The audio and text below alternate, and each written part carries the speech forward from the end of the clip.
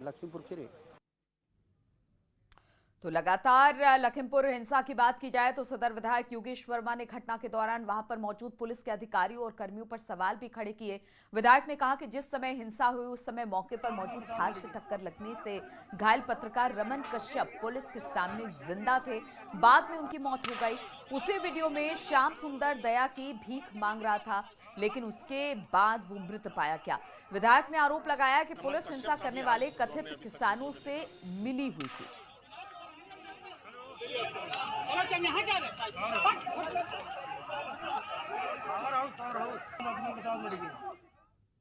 रमन कश्यप का भी हाल जो हमने अभी तक वीडियो में देखा, कल परसों से जो वीडियो वायरल हुआ है उसमें रमन कश्यप जी आपको बिल्कुल स्पष्ट दिखाई पड़ रहे हैं कि भागते हुए। उसके बाद में एक गाड़ी के पीछे स्विफ्ट डिजायर गाड़ी थी, उसके पड़ोस में बैठा हुआ व्यक्ति रमन कश्यप है और उसके पड़ोस में एक लेटा हुआ व्यक्ति। पुलिस चारों तरफ से घेरे हुए है और उसी वीडियो में आपने देखा होगा के मौर्य अमर उजाला के पत्रकार को आतताइयों के द्वारा मारपीट करते हुए। उसके बाद में एक आपने क्लिप देखी होगी जिसमें आप उसको रमन कश्यप को लुढ़के हुए देखा होगा। तो इसका मतलब क्या है कि सीधे सीधे इसमें हमें लगता है कि इसमें पुलिस आतताइयों के साथ में हमारी पुलिस भी मिली हुई थी। जो पुलिस अध्यक्षा में जिस तरीके से मृत्यु हुई है, ये एक बहुत बड़ा जांच का विषय है। और इसी पर बातचीत करने के लिए राजीव इस वक्त लखीमपुर खीरी से हमारे साथ जुड़ गए। राजीव, कल हमने देखा कि आशीष मिश्रा को ले जाया गया, वहां पर क्राइम सीन पर रिक्रिएट किया गया है। क्या अब कुछ ऐसे सबूत मिले हैं? क्योंकि कहा यह जा रहा है कि आशीष को समय अवधि खत्म होने से पहले जेल भेज दिया गया। और इधर अगर बात की जाए तो लगातार बहुतों की तलाश अभी चल रही है और विधायक जी का जो अभी सवाल आया कि पुलिस भी मिली हुई है, इन सबको किस तरह से देखा जा रहा है?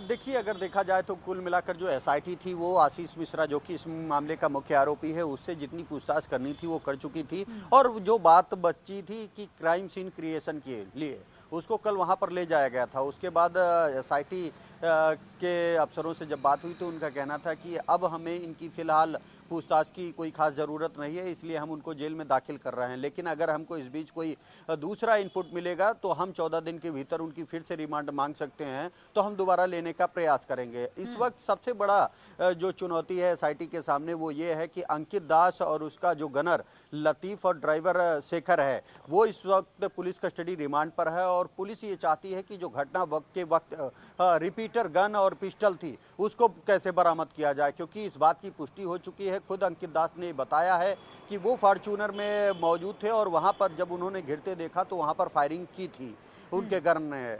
ऐसे में दूसरी तरफ सबसे जो सरगर्मी से तलाश है वो है सुमित जायसवाल की, जो कि थार जीप से भागते हुए दिख रहा है, क्योंकि पुलिस को ये लगता है कि थार जीप ने ही सबसे पहले किसानों को कुचला था। तो ऐसे में अगर वो मिल जाता है एसआईटी को तो कहीं ना कहीं इस पूरे घटनाक्रम से जुड़े कई बड़े राज खुल जाएंगे। और यही कारण है कि सुमित जायसवाल समेत कई ऐसे अन्य लोग हैं जो अभी तक फरार हैं। उनकी गिरफ्तारी के लिए क्राइम ब्रांच की 6 से अधिक टीम लगातार आसपास के जिलों और नेपाल और उत्तराखंड तक दबिश दे रही हैं।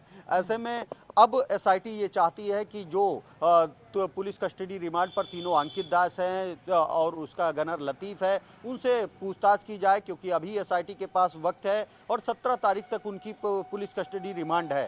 तो दूसरी ओर जो बात बीजेपी के विधायक योगेश वर्मा कर रहे हैं वो लगातार केंद्रीय गृह मंत्री के साथ रहे हैं और उनका कहना था कि कहीं भी इस घटना में आशीष मिश्रा का कोई इन्वॉल्वमेंट नहीं था। इसीलिए जो कुछ स्थानीय लोगों ने तो भी पहले लगातार जांच कर रही है। भले आशीष को जेल भेज दिया गया हो, लेकिन अभी भी अंकित और गनर उनके कस्टडी में है और लगातार उनसे अब पूछताछ कर रही है। बहुत बहुत शुक्रिया आपका राजीव, हमारे साथ जुड़ने के लिए। और कानपुर देहात से खबर है जहां पर पटरी से उतरी ट्रेन, जी हां, मालगाड़ी पटरी से उतर गई है। अमियापुर के पास की घटना हुई। मौके पर पहुंची प्रशासन की टीम। सुबह 4 बजे की घटना बताई जा रही है जहां पर एक मालगाड़ी पटरी से उतर गई है। अमियापुर के पास ये घटना हुई है। मौके पर इस वक्त प्रशासन की टीम पहुंच गई है। सुबह 4 बजे की घटना बताई जा रही है।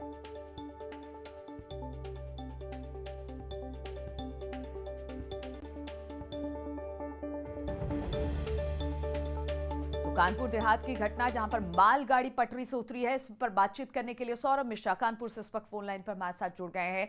सौरभ, किस तरह से यह हादसा हुआ है और क्या अब मालगाड़ी को हटा दिया गया है या ट्रक अभी भी बाधित है? देखिए, जो रेलवे अधिकारियों द्वारा हमारी बातचीत हुई है उनके अनुसार ये कानपुर से मालगाड़ी निकली थी और इसके लगभग 22 डब्बे जो हैं वो पलट गए हैं।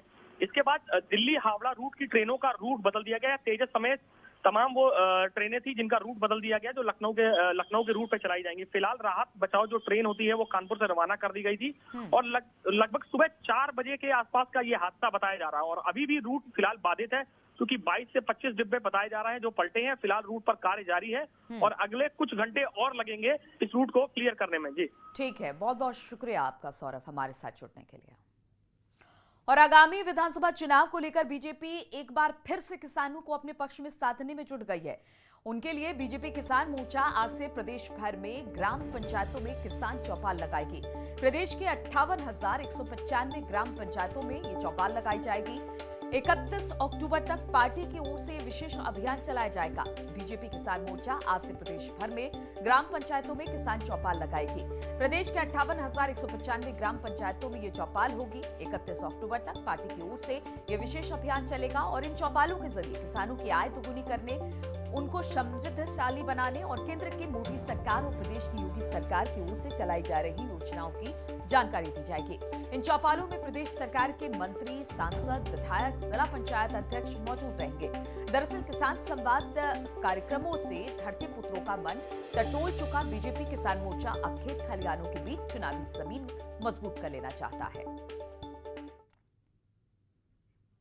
और सीएम योगी गोरक्षनाथ पीठ के पीठाधीश्वर भी हैं। ऐसे में नाथ पंथ की परंपरा के मुताबिक सीएम योगी विशेष भूमिका में नजर आएंगे। विजयदशमी के दिन गोरखनाथ मंदिर में सीएम योगी की शक्ति पूजा सुबह से शुरू होकर रात तक चलेगी और इस बीच सीएम योगी राजा की भूमिका में नजर आएंगे।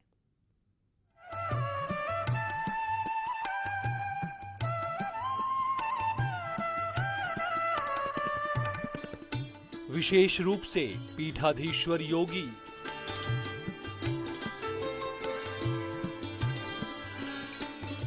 नाथ पंथ सेना के साथ भव्य यात्रा।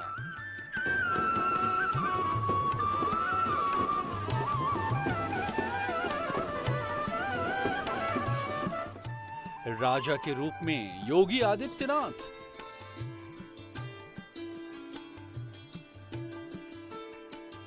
गोरक्षनाथ पीठ में आज का दिन खास है। गोरक्षनाथ पीठ के पीठाधीश्वर सीएम योगी की 9 दिन तक चली शक्ति पूजा के बाद विजयदशमी का पर्व इस पीठ के लिए अहम है। पीठाधीश्वर योगी की भूमिका आज संत, महंत, राजा और जज की होगी। तो आइए देखते हैं सीएम योगी किस किस भूमिका में रहेंगे। सुबह से ही शक्ति मंदिर में पूजा अर्चना के बाद सुबह 9 बजे शक्ति मंदिर से प्रस्थान करेंगे। 1 घंटे तक भगवान गोरखनाथ की पूजा करेंगे और उसके बाद मंदिर में सभी विग्रह की पूजा अर्चना करेंगे। इस दौरान पीठाधीश्वर योगी राजसी वेश में रहेंगे और उनके स्वागत के लिए घंटा, शंख, बैंड बजता रहेगा। साथ ही उनकी सेना उनके साथ चलती रहेगी। और आजादी के अमृत महोत्सव के साथ ही देश में दूध क्रांति लाने वाला अमूल ब्रांड भी अपनी 75वीं सालगिरह का जश्न मना रहा है। इस मौके पर आइए आपको बताते हैं कि अमूल ने समय समय पर अपनी बात देश विदेश में कैसे पूरी कामयाबी के साथ पहुंचाई। अमूल ने अनूठे अंदाज में अपने प्रोडक्ट्स की जानकारी लोगों तक पहुंचाई। अमूल का हर विज्ञापन नई कहानी कहता है। अमूल की कोशिश रहती है कि अपनी बात निराले और दिलचस्प अंदाज में आप तक पहुंचाई। आइए देखते हैं अमूल की एक अमूल्य कहानी।